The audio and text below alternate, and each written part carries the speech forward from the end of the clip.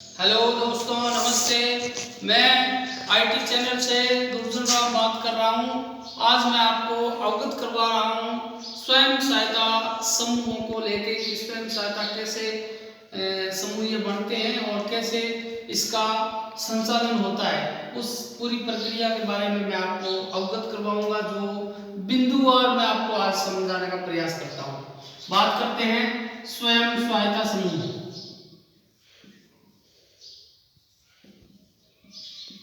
यह है स्वयं सहायता समूह।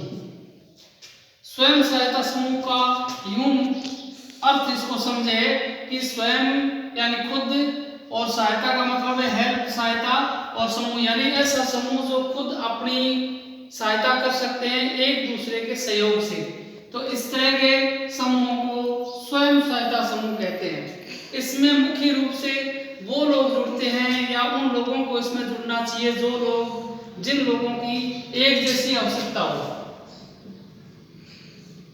एक जैसी आवश्यकता अर्थात एक जैसी जरूरत ताकि वो इस समूह को बेहतर ढंग से संचालित कर पाए। इसमें मुख्य रूप से 5 नियमों की पालना करनी जरूरी होती है, यानी इसके 5 आवश्यक मंत्र है, 5 इसके सूत्र है जिसको हम मानते हैं। पहली बात यह है कि उसकी समूह के सदस्य बनने के बाद में समूह की नियमित मीटिंग करना आवश्यक है। नियमित बैठक करना आवश्यक, यानी नियमित बैठक जरूरी है, जो मासिक बैठक होती है, इसको अपन मासिक बैठक भी कहते हैं। मासिक बैठक यानी प्रति महीने मीटिंग होना जरूरी है, अर्थात प्रत्येक महीने में एक बार उन सदस्यों को इस समूह में आपस में मिलना जरूरी होता है। मीटिंग के दौरान हर माह बचत करना जरूरी होता है, ताकि छोटी छोटी बचत अपन कर सकें और छोटी छोटी बचत करके अपन उस राशि को इकट्ठा कर सकते हैं। तीसरी बात यह है नियमित आंतरिक लेन देन, यानी उसमें आंतरिक लेन देन कहने का मतलब ये हुआ कि उस समूह से जरूरत के अनुसार हम लोन ले सकते हैं और लोन लेना चाहिए, क्योंकि हम अपनी आवश्यकताओं की पूर्ति करते हैं तो इन्हीं समूहों के माध्यम से करना चाहिए। तो ये 3 तरह के बिंदु है। चौथे बिंदु पर अपन बात करेंगे कि यदि अपन ने लोन लिया है, आंतरिक लेन देन किया है, तो उसकी वापसी यानी किस्त जमा करना जरूरी है।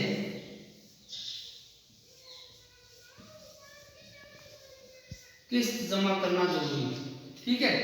किस्त जमा करना, ये 4 बातें। 5वीं बात ये है कि जो भी मीटिंग में बात होती है, जो भी मीटिंग में जो सदस्य आते हैं, उनकी नियमित उनका रिकॉर्ड संधान,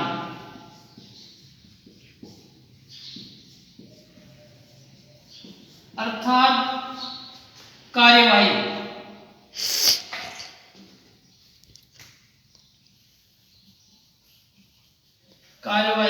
लिखना।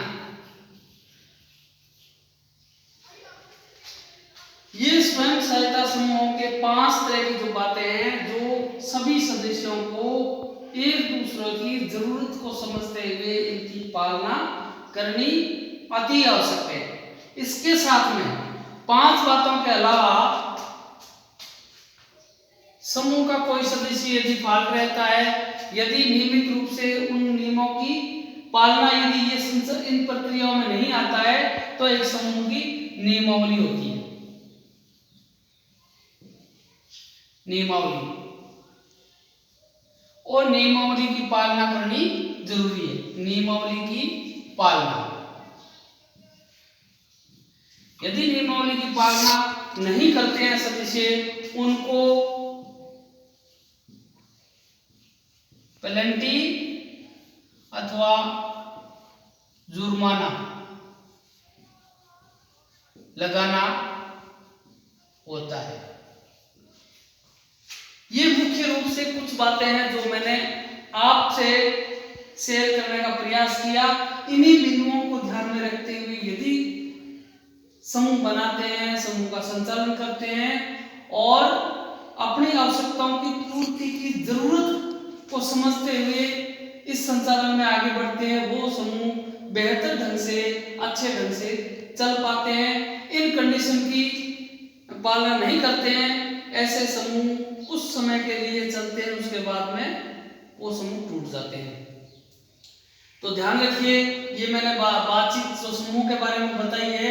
आगामी जो हम आपसे मिलेंगे, आगामी जो आपके पास में वीडियो आएगा, वो इससे जुड़ती हुई अगली समूह की कुछ बातें होती है कि कैसे इन नियमों को ध्यान में रखते हुए हम संचालन करते हैं।